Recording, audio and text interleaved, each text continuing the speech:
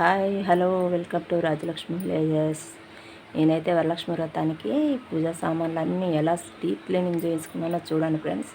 మొత్తం ఇవాళ పొద్దున లేచిన కానించి రాగి బిందెలు కానీ, స్టీల్ స్పేషన్లు కానీ, ఇత్తడి సర్వలు కానీ, ఇత్తడి గంజులు, తాంబాలాలు, దీపారాధన కుందెనలు, మొత్తం అమ్మవారు పెట్టే వెండి చెంబు, అంటే వెండిది కాదు ఫ్రెండ్స్, అది జర్మనీ స్టీలే. 4 years అవుతుంది కానీ మంచి తెల్లగా మంచిగా ఉన్నాయి ఫ్రెండ్స్, బాగుంది. ఇంకా అమ్మవారికి పట్టే కుందేళ్ళు, చెంబులు, ఇత్తడి గిన్నెలు అన్నీ కూడా శుభ్రంగా నీట్గా చేసుకుని అన్నీ దోముకొని ఎండలో పెట్టుకొని మళ్ళీ తెచ్చుకొని ఇంట్లో బోర్లేసుకుని ఫ్రెండ్స్. మొత్తం ఇవన్నీ సామాన్లు కూడా, పూజా సామాన్లు కూడా అన్నీ శుభ్రంగా దోముకున్నాను ఫ్రెండ్స్. మొత్తం నీట్గా చేసుకున్నా.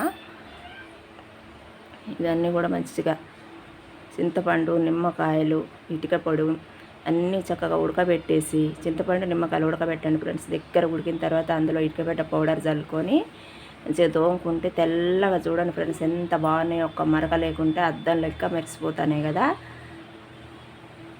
ఈ రాగి బిందెలు అయితే మా ఆడపడిచి వాళ్ళు ఊళ్ళో బుట్రాయి కార్యక్రమాలు ఉంటే అవి తీసుకొచ్చిండ్రు.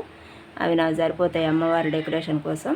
ఇవైతే 2 ఇత్తడి సర్వల మోడల్ కావాలని గిన్నెల షాప్ అతనికి తీసుకొచ్చి చెప్తే అవి తీసుకొచ్చి ఇచ్చిండు ఫ్రెండ్స్. అవి నేను తీసుకున్నాయి. గంజులేమో మా వదిన వాళ్ళు కొనిచ్చిండ్రు రాఖీ పండగకి. ఇందులో చాలా ఐటమ్స్ అన్నయ్య వాళ్ళు రాఖీ పండగకి కొనిచ్చిన సామాన్లే ఉన్నాయి ఫ్రెండ్స్ ఇవన్నీ.